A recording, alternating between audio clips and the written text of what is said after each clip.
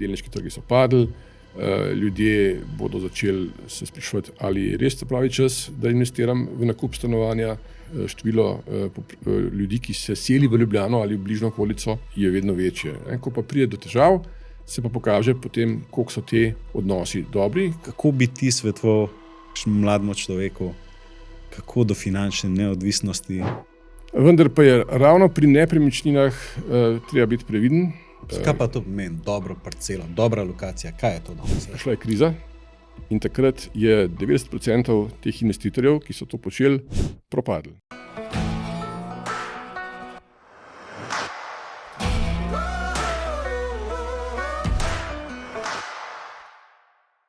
Dobrodošli v podcastu Bika za roge. Tokrat ponovno odgovarjamo na vprašanje, kako do finančne neodvisnosti. In danes bomo na to vprašanje odgovarjali iz vidika vlaganja v nepremičnine. In moj gost je Igor Pantar. Pozdravljen, Igor. Živijo. Igor, midva se poznava iz poslovnega sveta. Se pravi, si univerzitetni diplomirani ekonomist, direktor podjetja NRG, ki se ukvarja z prodajo opreme za gradnjo plinskih sistemov. In tukaj zraven so tudi CNG polnilnice. Zraven si pa tudi razvijalec nepremičninskih projektov. Ne? Ampak zakaj sem jaz hotel, da si danes ti na tem podcastu, no? Je, da mogoče se tega področja nepremičninarjev drži en slab sloves, recimo tako še iz velike finančne krize. A ne? No, jaz pa imam izkušnje s tabo, da si eden bolj etičnih poslovnežev, kar jih poznam. Hvala. In se mi zdi, da hočemo od tazga človeka kaj slišati na temo nepremičnin. In jaz bi kar začel z osnovnim vprašanjem današnje teme. A ne? In to najprej, kaj je zate finančna neodvisnost? Ja. To je nek pojem, ki se spreminja z leti. Ne? Se pravi, da danes je zame finančna neodvisnost zmožnost nekega investiranja v projekte, ki me zanimajo, početi stvari, ki me zanimajo in se ne spraševati o tem, ali je na računu denarnici dovolj denarja, da lahko preživim mesec. Ne? Prav, tukaj lahko o tem razpredamo. Ko sem bil star 20 let, se mi zdel pojem milijon evrov, tista neka številka, ki jo hočem doseči. Ne? Danes je to nepomembno. Ne? Danes je bistveno več finančno neodvisnost v povezavi z časom, ki ga imaš seveda, in da lahko počneš stvari, ki te zanimajo. In se imaš za finančno neodvisnost? Ja, mislim, da sem to zdaj pa že dosegel, tako da lahko počnem res tisto, kar me zanima in se ne sprašujem samo o profitu, samo v nekem zaslužku, ampak tudi o tem, kaj je tisto, kar hočem početi. Ne? In da bi jaz rad malo, da malo poveš to svojo pot. No? Kako si ti prišel do tega položaja, do finančne neodvisnosti? Kakšna je bila ta tvoja? Zdaj, ko smo stari 20 let, 25 let, se nam zdi, da to bomo dosegali v 10 letih. Ne? Da to bo šlo takole. Ne gre tako. Ne? Se pravi, v resnici vidiš, da je ta proces dolg, da je treba kar nekaj iti čez, kar nekaj padcev, sponov. Ampak ja, nekje jaz sem pri 23-24 začel svojo poslovno pot. Vmes sem imel nekaj padcev, bil najprej zaposlen v podjetju, dobil nekaj izkušnje, nekaj znanja, se potem samosvojil, šel narediti svoje podjetje leta 2000 in od tukaj naprej sam kreiral svojo finančno neodvisnost, ki je pač rasla postopoma. Ne? Se pravi, kot vemo vsi, prvih 5 let podjetja je trpljenje in je neka borba za to, da uspeš, da ne propadeš, da ne prideš v težave. Potem pa stvari počasi, če delaš pravilno, postajajo normalnejše. Finance niso več edini izziv, ki ga imaš, se pravi, postajajo vsebine v spredju. Tako da načeloma se potem po nekem 15-letnem delovanju lahko začneš ukvarjati, oziroma se počutiš finančno neodvisnega in lahko začneš početi stvari, ki te res poleg osnovne dejavnosti zanimajo in bi jih rad tudi preizkusil. Kje pa si dobil te veščine, recimo, da si sploh, da si uspešen podjetnik, da si postavil tako podjetje? No, sigurno je tukaj neka izkušnja, ki jo dobivaš skozi posel. Ogromno nekih seminarjev, tečajev, ogromno nekih poslovnih dogodkov, ki si jih udeležuješ, srečanja s poslovnimi partnerji v tujini, v Sloveniji. Ne vem, en tak močen impuls zame je bil SIT, to je neko združenje menedžerjev, ki deluje tudi v Ljubljani, kjer smo imeli kar nekaj let seminarje, na katerih smo si izmenjavali izkušnje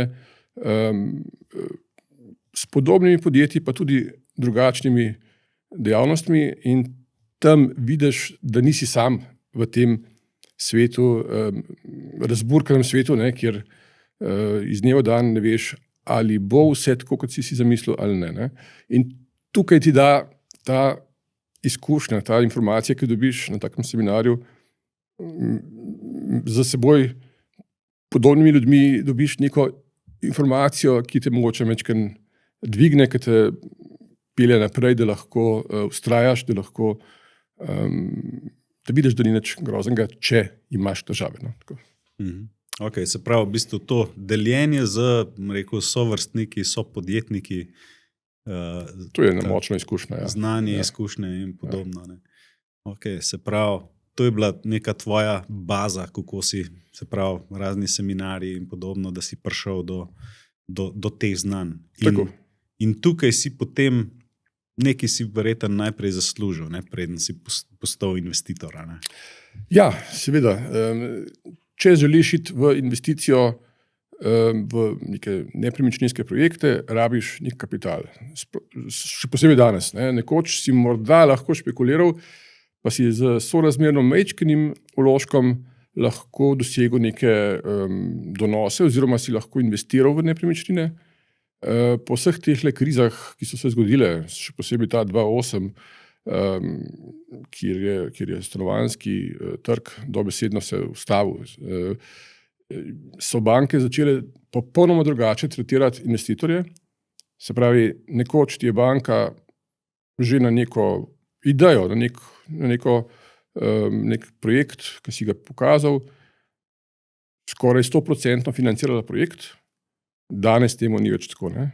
Danes, če ti ne prideš za 30% svojega kapitala v projekt, te ne bo nobena banka podprla. Se pravi, to je nek minimum, ki ga banka zahteva, poleg vseh ostalih garancij, da projekt sploh podpre. Okay, no, na tole bi se še vrnil, polk bo malo globlje šla v temo. Zdaj mogoče bi se še tega dotaknil, kam pa ti vse investiraš, recimo? Ja, tukaj sta zdaj dve smeri. Ena je kot jaz, Igor, se pravi fizična oseba, in druga kot podjetje, eno od podjetij mojih, ki jih imam. Se pravi, če se pogovarjamo kot jaz, Igor, je tukaj mogoče poleg osnovnih investicij v stanovanjske zgodbe za mene, za mojo družino, tukaj še delno investiranje v neke delniške trge oziroma tudi kriptotrge, in tukaj se jaz ustavljam kot fizična oseba. Medtem kot podjetje pa poskušam kar se da širiti svoje dejavnosti, se pravi probati v okviru tega, kar počnem, iskati nove priložnosti, še posebej zato, da je riziko minimalni, če katerakoli od dejavnosti nekako počepne, če je slabše obdobje, da lahko potem z ostalimi nekako nadomestim in delamo naprej dobro. Ne? Tako da tukaj kot podjetje je osnovna ta dejavnost energetska, se pravi moje osnovno podjetje, ki ga vodim, in zraven pa zelo močen del je tudi ta investiranje v nepremičnine oziroma v gradnjo nepremičnin. Ne? Prav, gradimo nepremičnine, stanovanja za trg. Okay. In zdaj, če bi recimo tako malo, če da malo po procentih, se pravi, ne vem, če da v tvoj portfelj tudi to nepremičninsko dejavnost, investiranje v nepremičninske projekte in delnice pa kripto, kako bi to razdelil recimo? A so to po tretjinah ali... Mogoče celo rekel, da je ta investicija v nepremičninske projekte raste. Trenutno sem nekje 25-30% v tem svetu. Morda do 40-50%, to je nekje končni cilj. Več ne, čist zaradi varnostnih vidikov. Pa do neke mere konzervativno. Se pravi, ne za vzvodi, ne preveč kreditov. Seveda jih potrebujemo, vsak poslovnež ti bo jasno povedal, da je kredit tisto orodje, s katerim ti lahko dosegaš večje zaslužke. Vendar pa je ravno pri nepremičninah treba biti previden. Se pravi, jaz se vedno držim principa pesimističnega scenarija in pa optimističnega. In v tem pesimističnem poskušam res dati na listo vse možne črne scenarije, ki se lahko zgodijo. In če to v seštevku pomeni, da bom preživel, če bo vse narobe šlo, potem je projekt zame ok. Ker to se mi je že zgodilo. Leta 2008 smo bili sredi investicije v 3 dvostanovanjske objekte, 3 dvojčke dejansko. Prišla je kriza. In takrat je 90% teh investitorjev, ki so to počeli, propadli. Banke so zahtevale čez noč denar nazaj. Mi smo preživeli. Ravno zaradi tega razmišljanja, da je potrebno imeti neko padalo zadaj, kjer če pride do zloma trga, kar se danes spet nekako napoveduje, sicer ne verjamem, da se bo zgodilo tako kot 2008, ampak je ves čas v zraku, moraš ti imeti rešitev, da preživiš, da te ta cel projekt, ki ga izvajaš, ne pokoplje. Ne? No, pa se mi zdi, da je lahko zelo zanimiva situacija, ta iz leta 2008. Se pravi, kako je bilo takrat? Recimo, rekel si, da ni bilo treba lastnega vložka, da banka je dala 100% financirala projekt in kaj se zgodi, da oni rečejo, ker hočemo denar nazaj. Mislim, tako, da malo to razlaš. Čisto enostavno. Takrat sem jaz bil še nekoliko mlajši, to je bil takrat moj prvi projekt v nepremičnine. Nisem imel pojma, kaj se sploh grem. Kar sem znal, je bilo to, da sem znal voditi projekte na drugih področjih. Tako, imel sem neko znanje splošnega vodenja projektov in to mi je dal dovolj strahu, da sem razmišljal, kako speljati projekt z tem pomanjkljivim znanjem, z precej razburkanim trgom, vsi so investirali v vse, gradili se je na polno. Sprav, kako te tukaj prijeti skozi, če bo karkoli narobe? Sem bil pač previden, in sem si, namesto da sem šel sam v projekt, ker bi ga lahko speljal sam, sem se povezal z partnerjem poslovnim, ki je bil tudi moj osebni prijatelj, ki je imel več kapitala, več denarja, ga ni imel namen investirati v ta projekt, ampak je bil dogovor jasen. Če bo kaj narobe, če se zaradi česarkoli podre trg, bo on z svojim kapitalom vstopil v projekt in nas odmaknil od banke.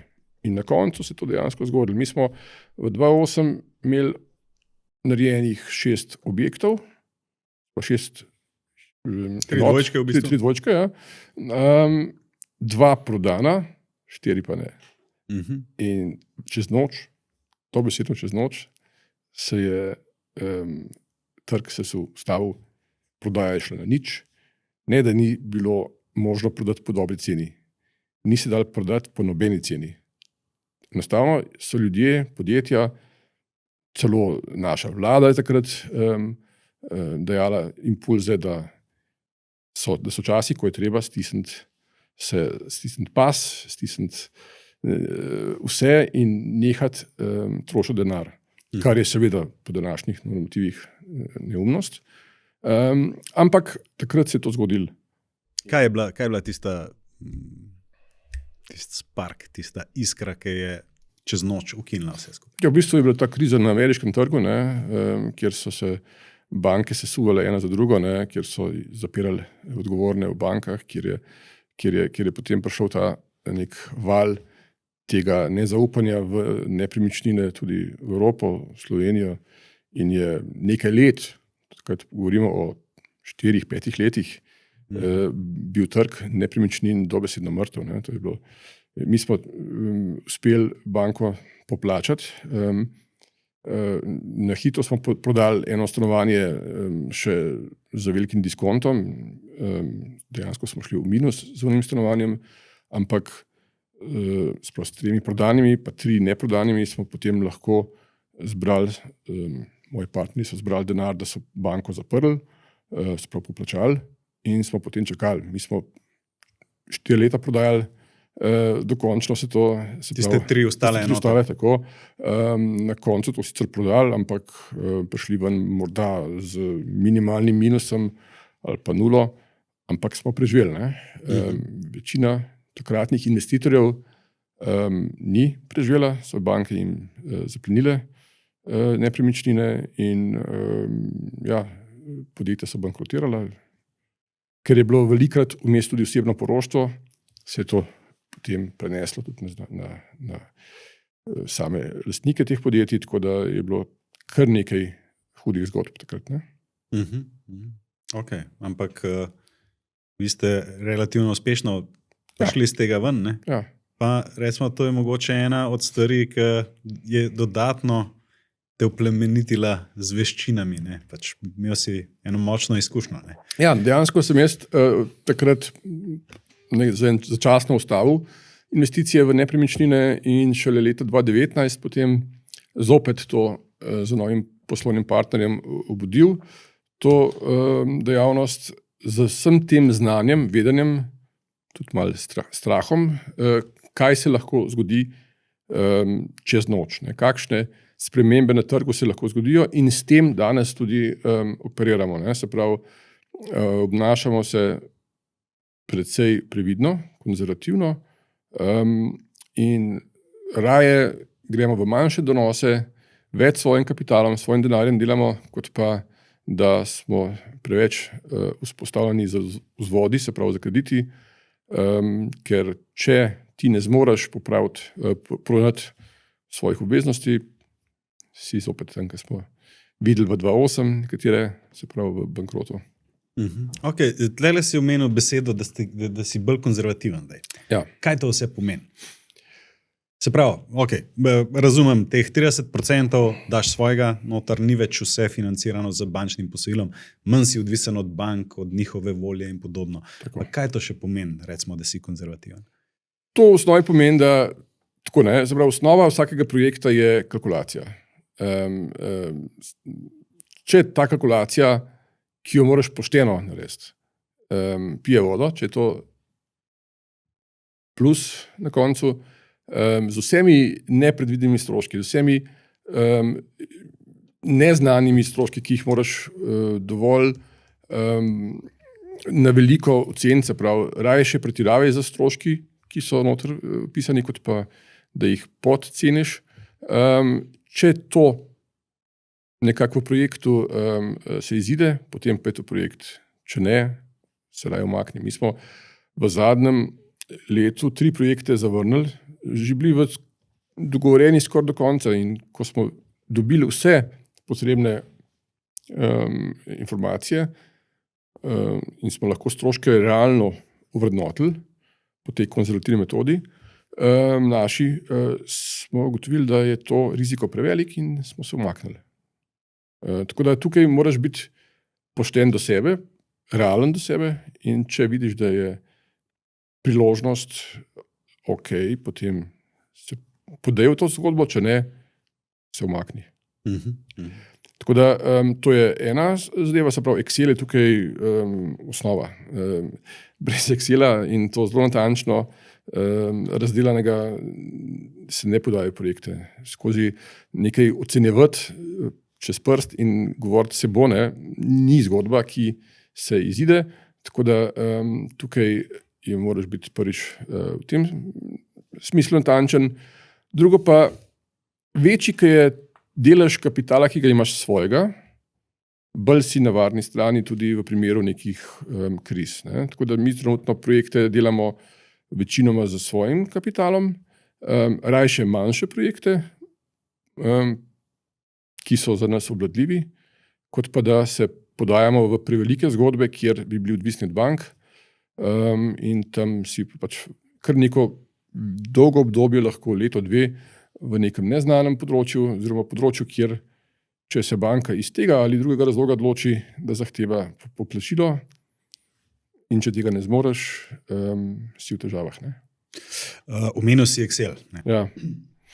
Koliko pa to, kar recimo ti na začetku projekta, oziroma ko ga planiraš, recimo, ko daš številke v Excel, koliko je to zanesljivo potem, oziroma se odraža tudi v praksi. Pač navajeni smo od teh, recimo, državnih projektov, da so na koncu vedno neki aneksi in podobno. In kako pa je to v takih projektih, recimo?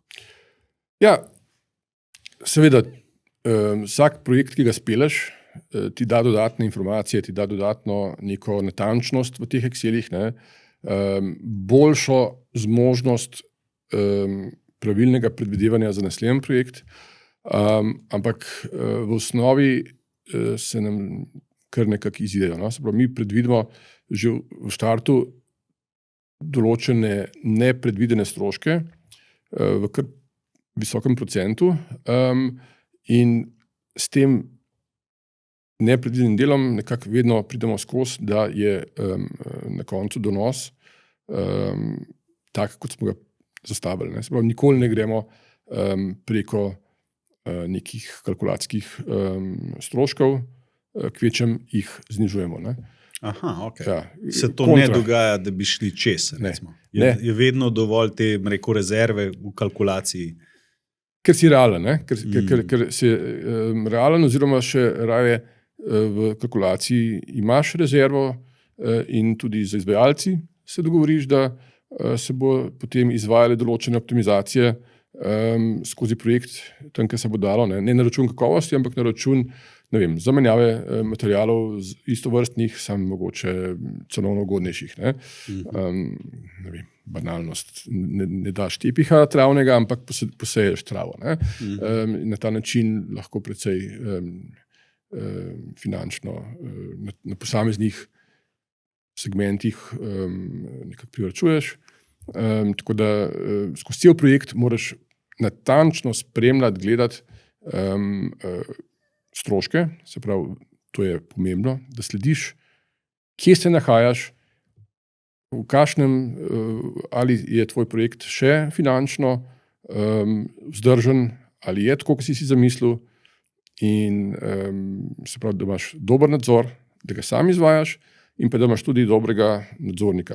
Tukaj so nekateri ljudje ključni, in ta nadzornik, ki je seveda tvoj človek, mora biti kakovosten, mora vedeti, kaj počne, mora biti nekako usmerjen v to, da poleg kakovosti same gradnje, ki jo nadzira, tudi nadzira, da stroški ne podivjajo, da so stroški res realni.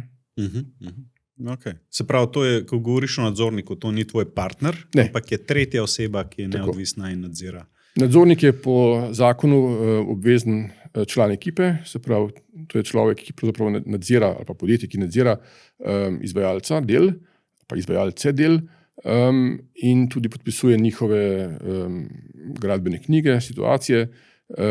Se pravi, to je človek z licenco, da to sme početi, da je to zato izšolan, in on je ključna oseba v projektu, ki ti lahko marsikaj privarčuje, obenem pa tudi, če je slab, marsikaj uniči oziroma škode naredi. Zdaj tako, slovenski nacionalni šport je kupovanje, treba kupiti stanovanje, recimo eno zase, če pa lahko še enega, ki ga oddajaš, pa še toliko boljš. Poleg seveda denarja na banki, recimo tako, je investicija v nepremičnine bolj predstavlja to stanovanje. A se ti s tem kaj ukvarjaš? Recimo? Ne. Zakaj ne? Enostavno to je neka dost preprosta varianta investicij v stanovanje, kjer meni izziv. Enostavno to je,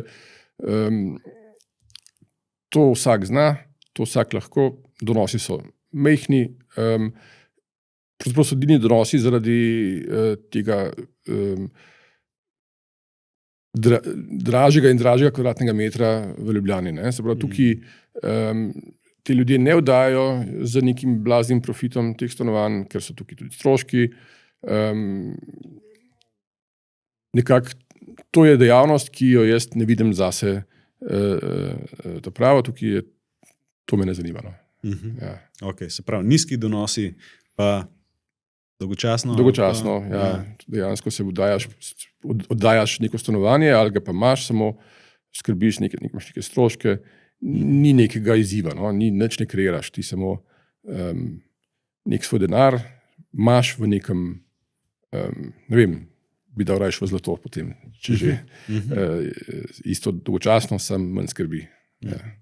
Nima pa zlato donosa, nekaj dobiš. Spet ga ima, ker vrednost zlata raste, stanovanja. Se pravi, tisti, ki pošteno plačujejo davke od oddajanja stanovanj in pošteno vzdržujejo stanovanje, skrbijo, da še deluje, je na koncu donos lahko samo par procentov, 2-3%. Ti višji donosi od oddajanj so lahko samo posledica črnih oddajanj, drugače pa tukaj ni več te zgodbe. Kjer je donos večji zraven tega oddajanja, je to, da samo stanovanje pridobiva 6-8% trenutno na letni ravni in to, kar že skozi zadnjo obdobje 10 let. Če danes pogledamo cene nepremičnin, kvadratnega metra, v Ljubljani nekje na ceni 4000 evrov na kvadratni meter. 10 let nazaj je bilo cena 2000-2200 nekje na kvadratni meter. Se pravi, 15 let nazaj je bilo pa tudi 3, pred 2008. Ja, je pa dejansko bil spet en skok gor, tako da to je malo niha, ampak na daljše obdobje pridemo nekje na krat 2 ceno v roku 10 let. Mogoče ne čist, ampak blizu. Okay. Ja. To je pa polja to, 6-8% na let. Ja. Ok, se pravi, ta del ni zanimiv. Pa sej, mislim, da tudi v tem podcastu, da nas bolj zanima ta tvoj del, s katerim se ti ukvarjaš, ki pa verjetno je tudi bolj tvegan, pa zahteva več znanj. Si predstavljam, da zadeva ni tako enostavna. A greva lahko midva čez proces? Kako gre tvoj proces, naprimer pri nekem projektu, kako se zadeva začne, kje je začetek, potem gre zemlja, dovoljenja, izdelava projekta, dovoljenja. Kako to poteka? Se pravi, ta prva točka je zemljišče. Dobro zemljišče. Tukaj je lokacija zemljišča najbolj pomemben faktor. Zdaj, jaz se zaenkrat ukvarjam z investicijami bolj kot ne v ljubljanskem okolišu, se pravi znotraj avtocestnega ringa oziroma takoj za njim. Kar se smatra nekje kot gradnja v mestu Ljubljana. Tukaj je dobiti dobro parcelo, dobro zemljišče je ključno. Kaj pa to pomeni, dobro parcelo, dobra lokacija? Kaj je to danes? To je lokacija, ki ima se pravi, neke karakteristike, kot so bližina centra, se pravi, bližje kot centru, se lokacija smatra boljša.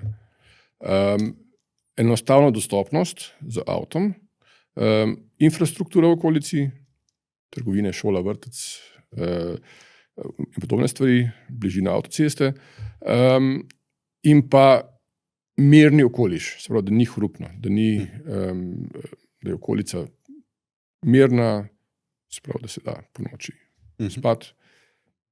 To so nekje take glavne stvari, ki jih ljudje iščejo. Pa so pa seveda mikrodetajli, ne?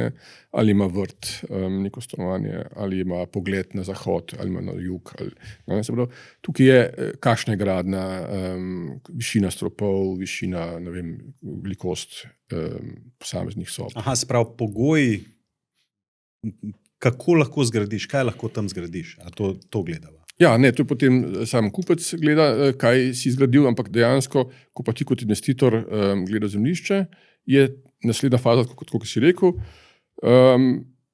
imamo zemljišče, ki nam je všeč, ki je lokacija ok, kaj lahko tukaj zgradimo. Se pravi, lokacijska informacija, ki je dokument, ki ti daje natančna navodila, kaj je dovoljeno na tem zemljišču graditi, je spet ena od ključnih listin, ki jo ti imaš, ki jo pridobiš, in na podlagi tega dokumenta lahko ti pravzaprav začneš delati prve kalkulacije. Ne? Ker lahko imaš zemljišče, ki je cenovno ugodno, pa lahko zgradiš samo, ne vem, pritlično hišo. In enako veliko zemljišče na slabši lokaciji, nekoliko slabši lokaciji, kjer lahko zgradiš 5-nadstropno večstanovanjsko stavbo. Se pravi, če je cena tukaj za obe zemljišči enaka, je jasno, da je to za večstanovanjsko stavbo, čeprav je nekoliko slabše pozicionirano, bistveno bolj zanimivo za investicijo. Ne? Ker lahko večji profit narediš na kvadrat. Tako, tukaj vedno gledaš, kakšno količino kvadratnih metrov boš ti lahko v končnem prodajal, ker tudi cena zemljišča si jo razdeliš potem v kvadratni meter stanovanja, ne? Se pravi, ta strošek nakupa zemljišča se razporedi v kvadratni meter prodanega stanovanja in če je ta znesek ugoden, nizek, ker je dovolj kvadratnih metrov lahko pozidaš, potem je to zanimivo za projekt. Ne? Tipično, kar marsikdo ne ve, ne, je cena v takih manjših projektih, ne vem, 8 stanovanj recimo, pride na kvadratni meter stanovanja, ki ga prodaš, 500 do 800 evrov dodatnega stroška zaradi nakupa zemljišča. Se pravi, to se porazdeli od celotnega nakupa zemljišča na kvadratni meter vsakega prodanega stanovanja. Okay. To zdaj govorimo za Ljubljano. Ne? Za Ljubljano, ja. Pa verjetno odvisno od tega, kakšna je možnost pozidave, kaj lahko zgradiš gor. Tako, večji, ko je količina kvadratnih metrov, ki jih lahko narediš na tem zemljišču, manj strošek zemljišča zajeda v vsak posamezni kvadratni meter tega stanovanja. Ne? Se pravi, manj odpade stroška zemljišča na ta posamezen kvadratni meter. Okay. In zdaj, ti vidiš, da je projekt zate zanimiv. Kupaš zemljo, kaj pa? Ja, tukaj se pa začne potem zgodba z projektanti, z arhitekti.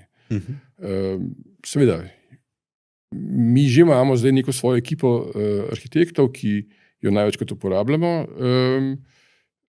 Ni pa to vedno čisto izvedljivo, včasih moraš zaradi tega ali onega razloga se dogovoriti z novim arhitektom in tukaj so vedno potem malo neznanke. Ne? Ali se boš ujel, ali bo on kompatibilen s tabo, ali je dovolj hiter, ali je natančen. Od arhitekta in pa vseh projektantov, ki so zraven, je odvisno ogromno, ne? Za nadaljne faze projekta. Ne? Ker če ti arhitekt sprojektira vse skupaj na način, ki je za izvajalca gradbenih del cenovno ugoden, potem bo cel projekt tudi ugoden. Če se arhitekt odloči, da bo si postavil spomenik in bo izbiral materijale, rešitve, ki so drage, potem je to za tebe kot investitorja seveda težava. Ne? Zdaj, jasno, kot investitor vedno iščeš ne najcenejšo varianto, vsaj mi tako delamo.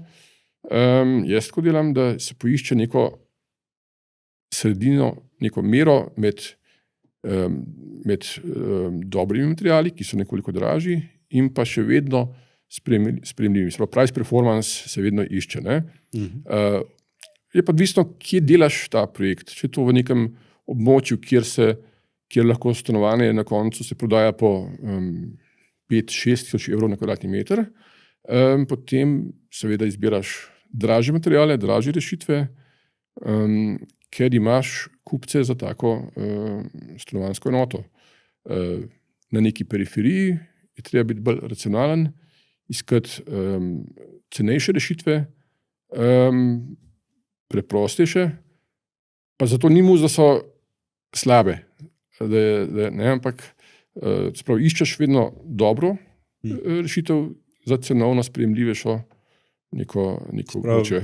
Razmerje kakovost pa cena mora biti. Vedno slediš kakovosti.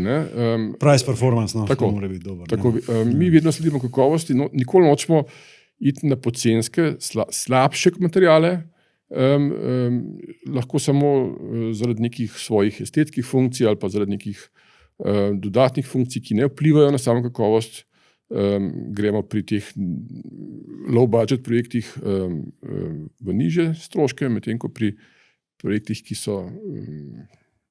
kjer se da doseči višjo ceno na trgu na koncu, lahko si nekoliko bolj velikodušen z stroški. Mogoče tlele, da se malo dotakneva, kaj pa kakšna zlata pravila pri razvoju in gradnji projektov? Kaj so zlata pravila? Pa da jo pogledati, ne vem, recimo, a so to nekaj, kar se da v številke spraviti, ali pa kaj mehke zadeve? Mislim, v osnovi si moraš zastaviti končni cilj. Kakšen je tvoj pričakovani donos? Se pravi, ti približno veš za določeno območje, kjer je to zemljišče, kakšna bo lahko na koncu cena, ki jo boš iztržil za kvadratni meter prodanega stanovanja. In od tukaj pravzaprav začneš. Se pravi, na koncu si postaviš cilj in rečeš, ok, za to ceno končno bom prodajal vsak kvadratni meter, želim doseči donos 20%. A to je recimo nek benchmark? Tako. Po 20% je skoraj nesmiselno delati, ker projekt se ponovadi dela 2 leti, to pomeni približno 10% donosa na leto, kar je sorazmerno nizek donos, ampak tukaj pod to številko je skoraj nesmiselno se potem iti, ker potem rajš vložiš denar v neke druge zgodbe in se ne ukvarjaš z težavami, ki ti jih vlaganje v take projekte prinaša. No, sam te moram omeniti še to, da v bistvu tlele ti investiraš svoj del, svoj kapital, 30%, 70% imaš pa financiranega z banko. No, to je pa to, kar sem hotel povedati. Ja, teh 20% je na tvojih 30%. Ne, mislim, je na 100, ampak ti si dobil za vloženih 30%. Dobil dejansko 60. Tako, ja. 20 na 30, recimo. Tako je. Tako da dejansko ti za tvojim vzvodom, za kreditom, ta donos povečuješ. Se pravi, na koncu je izplen, ne vem, če si dal ti v projekt 30 enot, 70 si sposodil na banki, zaslužil si jih 20 na koncu, nisi zaslužil 20%, ampak si na svojih 30 zaslužil 60% dobrih. 66%. Tako da je to precej boljša kalkulacija. Ampak se boš pa zavedati, da če si pa tukaj naredil napako, banka je nepopustljiva.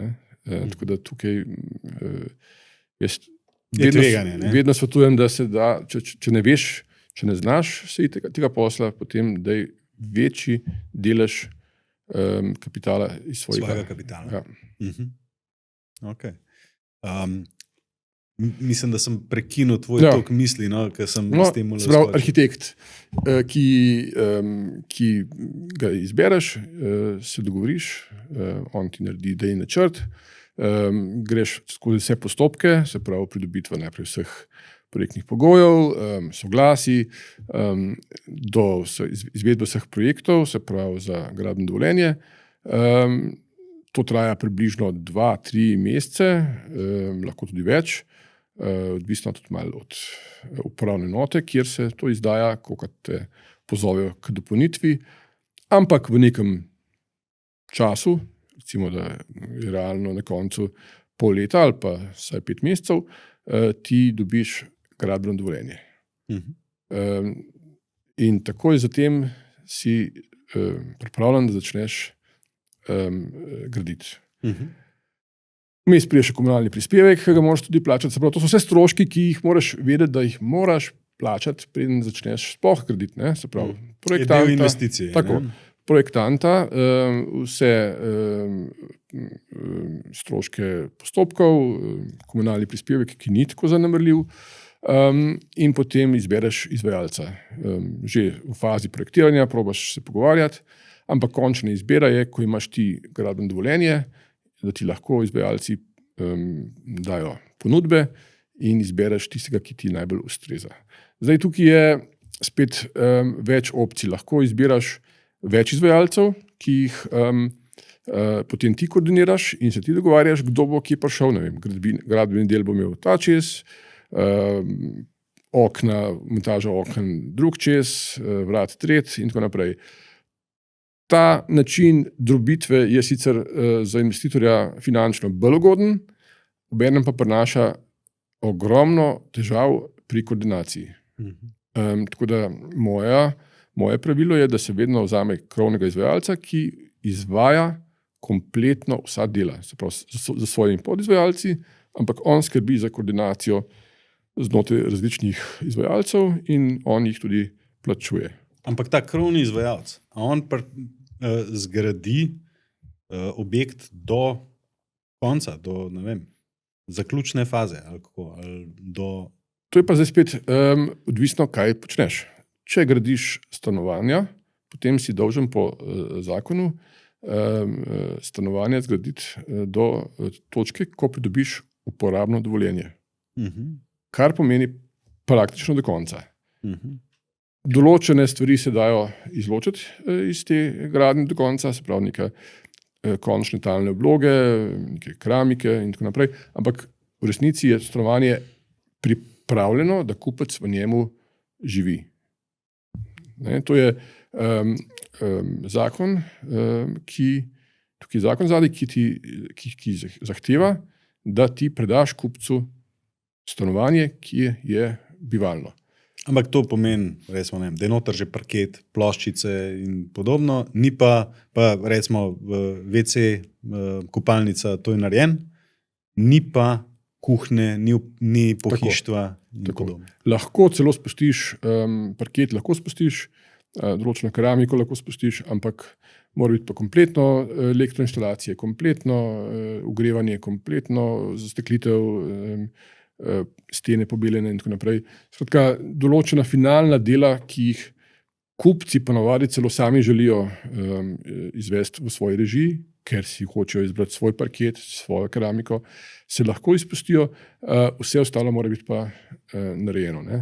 In ko ti dobiš uporabno dovoljenje, lahko stanovanje dejansko predaš kupcu. Prej ga sploh ne moreš. Ne? Se pravi, in tukaj je kar nekaj plastine, ker ena od listin, ki jo moraš sprejeti pred prodajo stanovanj, so tako imenovani splošni pogoji. To je dokument, ki ga sam kreiraš, v katerem se ti zavezuješ, kaj boš kupcu prodal.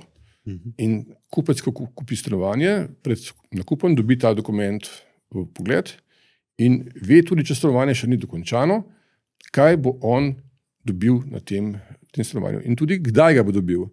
Se pravi, ena od točk, ki jo moraš navesti v uporabnem dovoljenju, v splošnih pogojih, je skrajni datum izročitve stanovanja kupcu.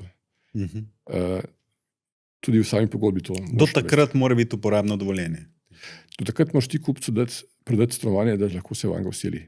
Aha, tudi že z ostalimi deli, naprimer. Recimo, če uporabno dovoljenje dobiš, pa da še ni parketa noter. To je njegova stvar, če se tako zmeniš, da on sam to v lastni režiji naredi, ampak ti moraš njemu formalno stanovanje predati, se pravi, mora dobiti za, ne vem, kupec ponovadi kupuje stanovanje z bančnim kreditom. In banka ne bo kupcu nikoli sprostila sredstev za nakup stanovanja, če ne bo obstajal ta dokument, ki se imenuje uporabno dovoljenje.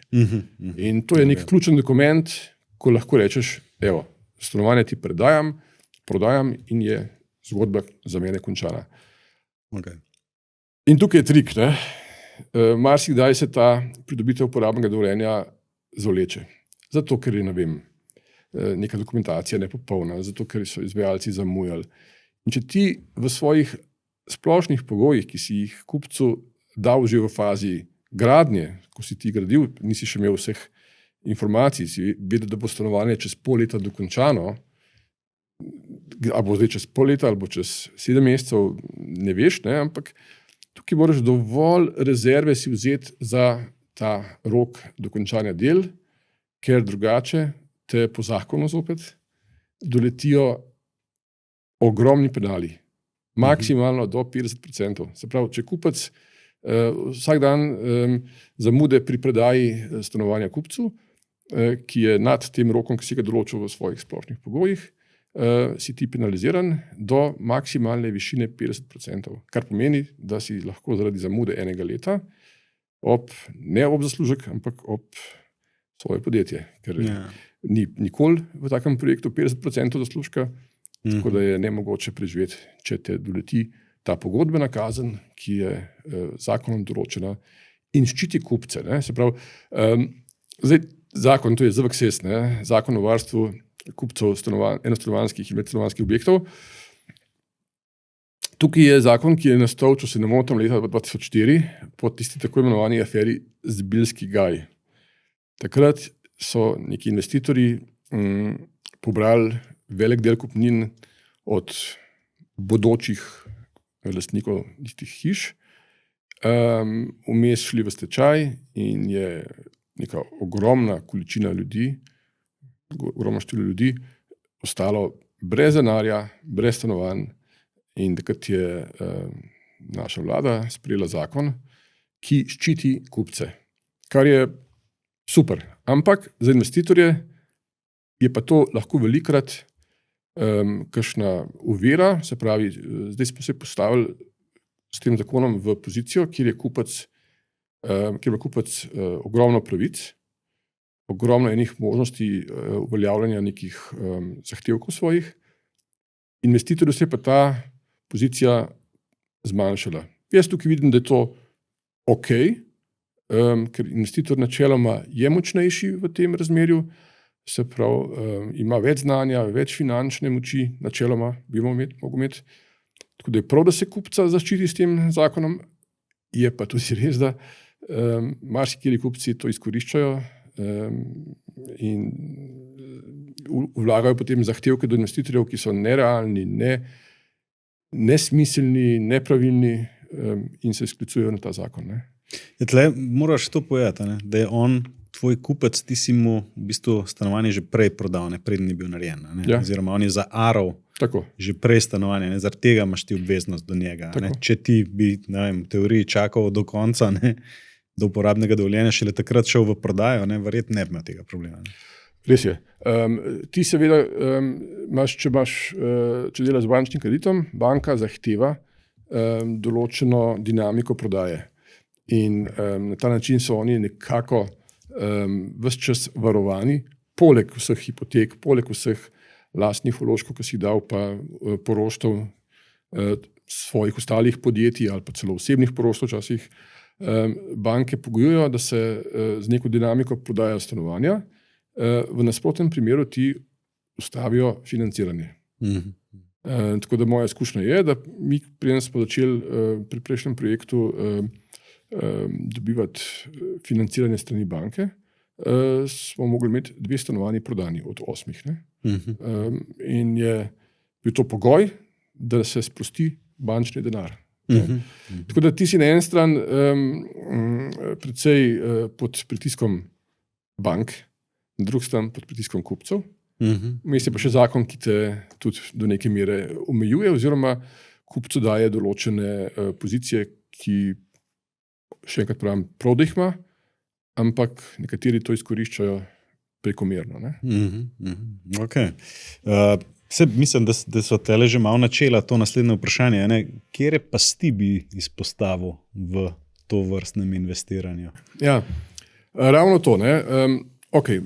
Prva stvar, ki smo rekli, stroški. Stroške moraš imeti ves čas pod nadzorom. Se pravi, skrbeti in bdeti na tem, da je kalkulacija, ki si jo v štartu postavil, spoštovana. Da jo ti skupaj s svojim izvajalcem resnično slediš in da se ne odločaš za dodatne stroške, ki ti bi podelali to kalkulacijo.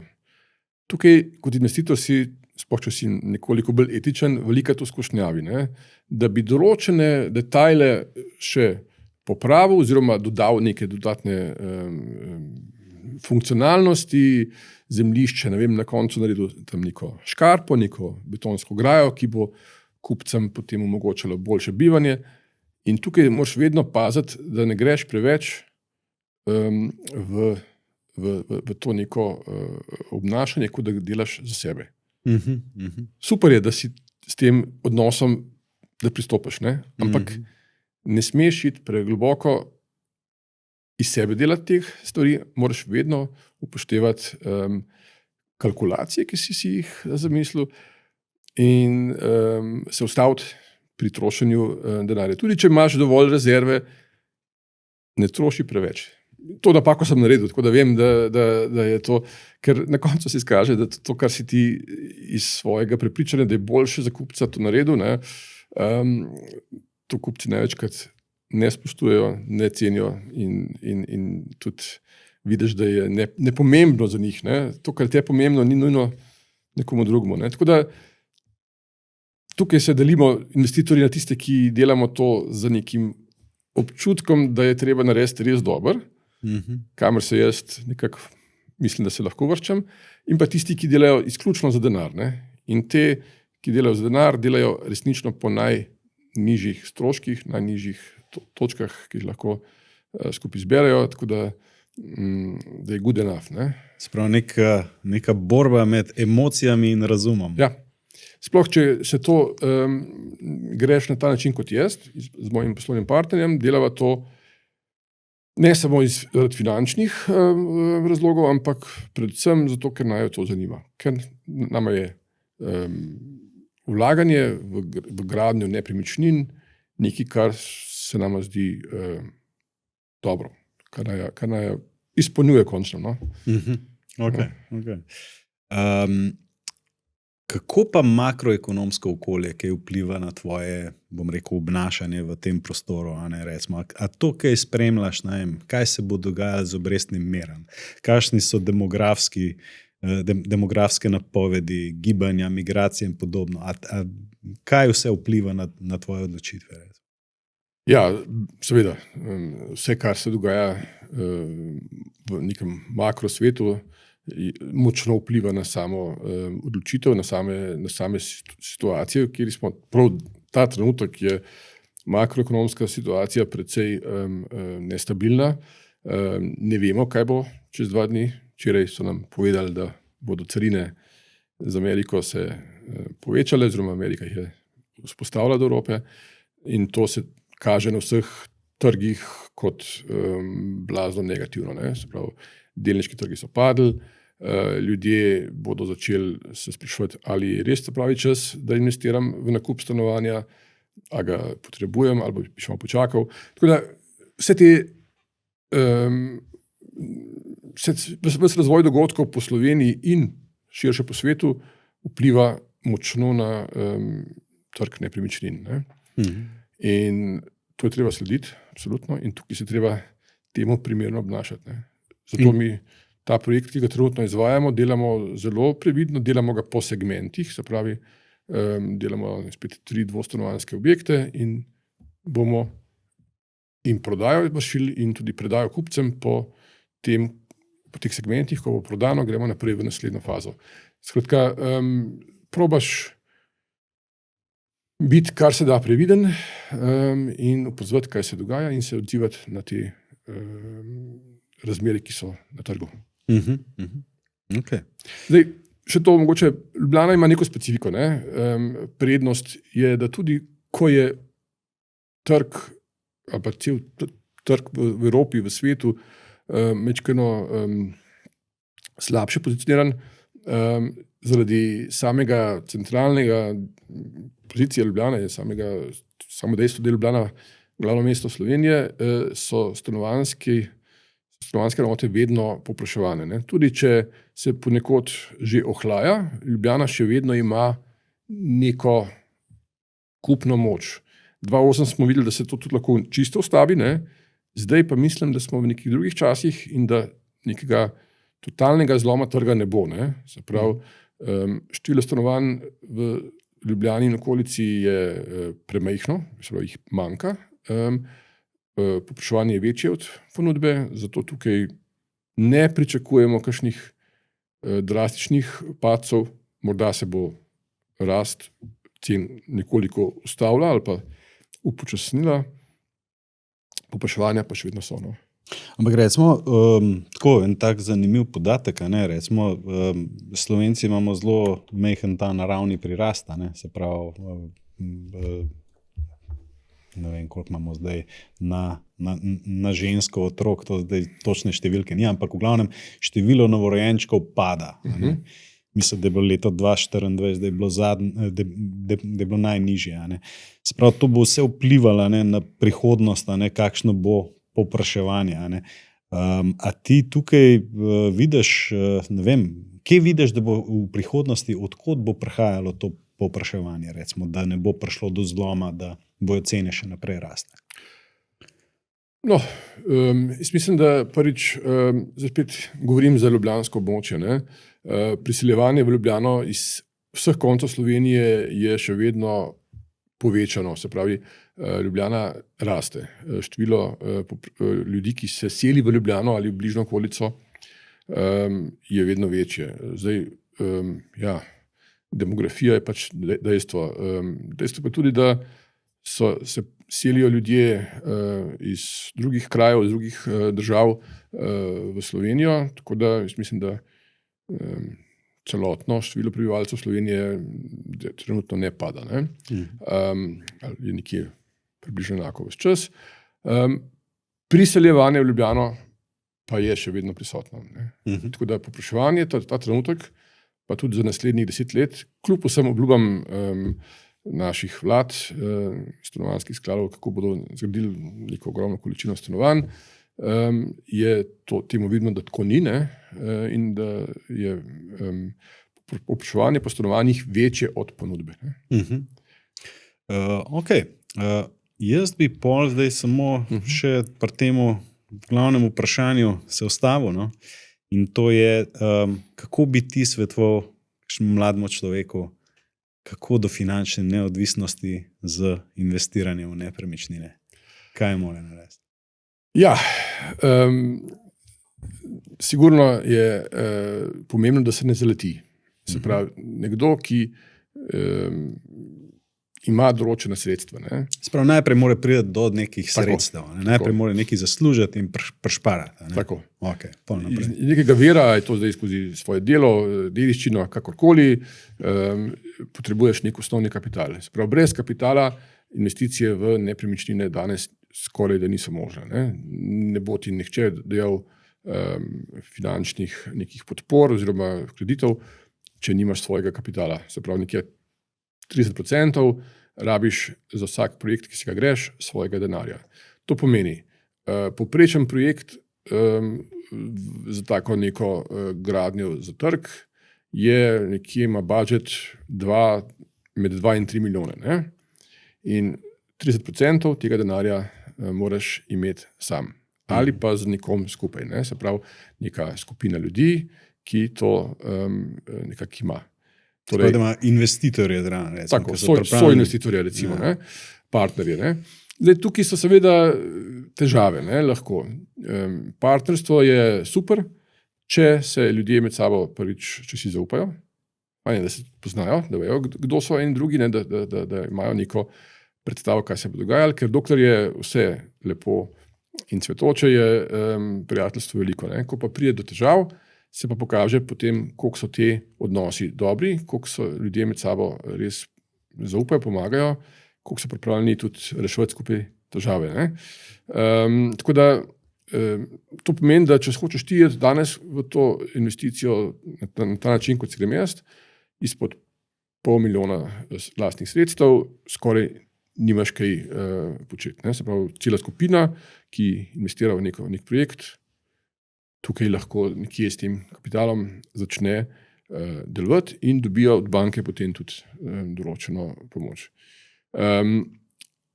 Banki je vedno tudi pomembno, da je zadju nek garant. Torej, ta kapital, 30% ni dovolj. Se pravi, ti moraš imeti za sabo neko delujočo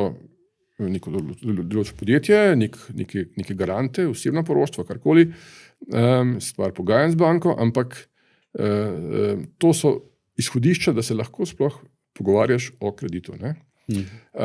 Tako da nekdo, ki ima samo 100,000 evrov denarja, ne more vstopati samostojno v take zgodbe, lahko se povezuje, kot sem rekel, v nekem partnerstvu, ali pa denar vlaga v neke stanovanjske sklade.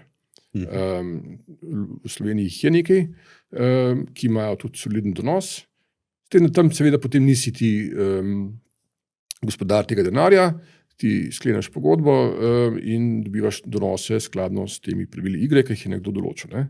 Kakšni so pa tle donosi, recimo?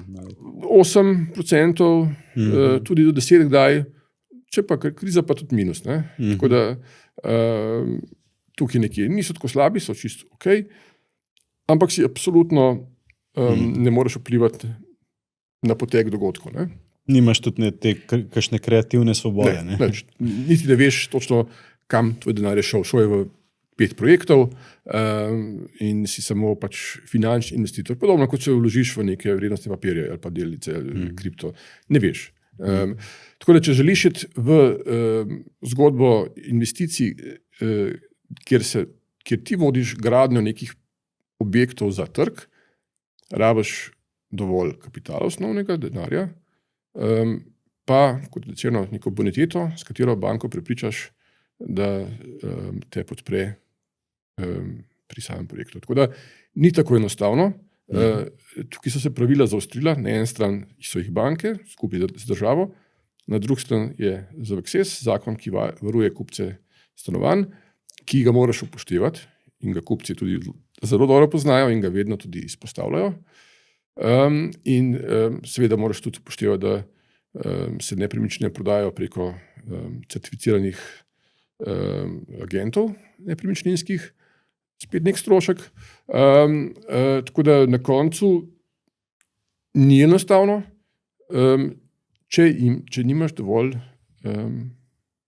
osnovnega kapitala. Ne? Ja, očitno znanja. Ne? Tlele, prej si omenil, recimo, da mora biti zemlja, da je tam nekje 500 do 800 evrov na kvadratni meter, nekaj takega. A so še kakšni taki kazalci, ki bi jih mogel imeti nekdo, ki investira, ki bi se odločil po tej poti, da jih ima v mislih? Ja, predvsem namembnost gradnje. Ne? Tukaj, ko ti dobiš zemljo, moraš jasno moraš preveriti, kaj lahko tukaj sploh gradiš. Velikokrat se prodaja zemljišča, ki so na videz zanimiva, ko pa greš globje v papirje, ugotoviš, da morda sploh niso namenjena stanovanjski gradnji, pa niti ne poslovni. Ne? Se pravi, so neka spremljevalna zemljišča, mogoče park je predviden tam. Ne? In prodajalci ti tega ponovadi ne povejo eksplicitno ali pa ti povejo samo skozi dokumente, ki ti jih predložijo. Je pa na tebi, da pogledaš, kaj je, kaj ni. Ne vem, to je recimo ena stvar. Druga stvar, imeli smo objekt tukaj v Ljubljani, ki je bil krasen, lokacija, super, vse, ampak ko smo šli preverjati dokumente, smo ugotovili, da ni dostopa z avtom, da sploh ni dostopa, kjer bi ti lahko pripeljal do objekta. Kljub temu, da tam cesta bila, je bila v lasti drugega in je bilo nezmožno sploh priti z avtom do tega objekta, tudi med samo gradnjo, in to ti podraži enormno stroške. Zelo moš paziti tudi, kakšni so, ne vem, ali je objekt pod kulturno dediščino, ali si na območju, kjer se predvidevajo arheološka izkopavanja, in to ti se lahko podraži precejšnji meri celo investicijo. Trenutno delamo nek projekt na Ljubljanskem barju, je treba predvideti pilotiranje, spet ekstra strošek. In vse te obrobne stroške, ki se na prvi pogled ne vidijo, moraš ti najti, moraš videti, da so tam, da bodo, in jih moraš ukalkulirati. Super. Igor, greva zdaj še na hitro vprašanje.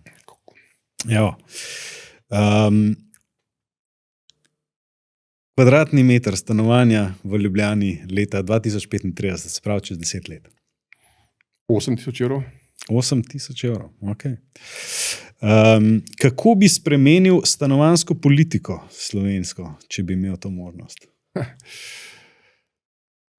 Ja, v štartu bi seveda malo manj govoril, tako kot naši politiki to znajo, in bi se mogoče lotil nekih konkretnih potez. Se pravi, tukaj država ves čas razlaga, in tudi mesto Ljubljana, kako bodo gradili ogromno število stanovanj. To se ne dogodi. Se pravi, dejansko bi moralo mesto pridobiti določena zemljišča, ali pa država tudi, mislim, je to Stanovanjski sklad Republike Slovenije ali to Ljubljanski sklad, in zgraditi tukaj stanovanja, ki bi bila na voljo po nekih normalnih cenah, in s tem tudi kupcem, niti ne kupcem, bolj najemnikom omogočati ugodnejše bivanje. V tem primeru, ko se govori o stanovanjski gradnji strani države, se mi zdi, da je bolj pomemben del najemanja stanovanj, se pravi, država to ne prodaja, ampak oddaja in s tem omogoči prebivalcem ugodnejše stroške bivanja. Ok. Tle si že delno odgovoril, prej, ampak vseeno, se gradi premalo stanovanj ali preveč? Premalo. Definitivno premalo. Pa še to, ogromno stanovanj se kupuje po slovensko, za to, da se ima na zalogi ga. Ne zato, ker so to potrebe, ampak tisti, ki zmorejo, ker so iz nekega razloga dobili denar drugje, ga kupijo kot investicijo, mrtvo investicijo, ali pa ne pol mrtvo investicijo, ampak zato se parkirajo denar v nepremičnine. Pred časom mi je gradbinec rekel, da je težje prodati hišo za 500.000, kot pa stanovanje za 500.000. Kaj se dogaja na našem trgu, da prihaja do take diskrepance? Mislim, tukaj zdaj seveda odvisno, kje se pogovarjamo. Stanovanje seveda je enostavnejša nepremičnina. Kupec ga uporablja, je del neke večje enote, se pravi, kupec ima vso infrastrukturo tam, ne potrebuje, ima nekega upravnika za stanovanjski objekt, ima urejeno vse zunaj, znotraj, tako da je zanj on tam samo biva. Za hišo moraš skrbeti v večji meri sam, stroški se povečujejo, so večji za samo bivanje kot v stanovanju, in mislim, da je povpraševanje po hišah manjše, kot pa po samih stanovanjih, ravno zato, ker je način življenja, ki ga mi zdaj trenutno imamo, precej hiter in se nihče noče ukvarjati z svojim vrtičkom okrog hiše, ampak za svojim stanovanjem, da ga posesa. Ali bo Ivu Boscarolu uspelo? Se pravi, mislim, da je rekel, da bo kvadratni meter 3.000 in da bo še vedno naredil to s profitom, če prav razumem. Če mu to uspe, jaz bi mu privoščil, da mu, potem zna nekaj več, kar mi ne znamo. Ker po moji kalkulaciji ob ceni zemljišč, ki so trenutno v Ljubljani, ob ceni gradbenih storitev, ki so na voljo, in materiali, ki ostanejo, se za ta denar ne da narediti profita. Lahko morda, če si zelo racionalen, narediš stanovanje brez profita. Veliko razuma, se pravi. Ja. In pa še zadnje vprašanje. Kateri je sanjski projekt Igorja Panterja? Nimam sanjskega projekta, dejansko je vsak projekt, ki se ga lotimo, tisti trenutek ta prav. Mogoče za nazaj ga bom lahko poimenoval, danes pa se mi zdi vsak projekt po svoje zanimiv, nov izziv, tako da se že veselim, ko tega končamo, ko ga trenutno izvajamo naslednjega. Ne? Super, Igor. Hvala ti, da si se udeležil današnje epizode. Hvala poslušalcem, se vidimo naslednjič.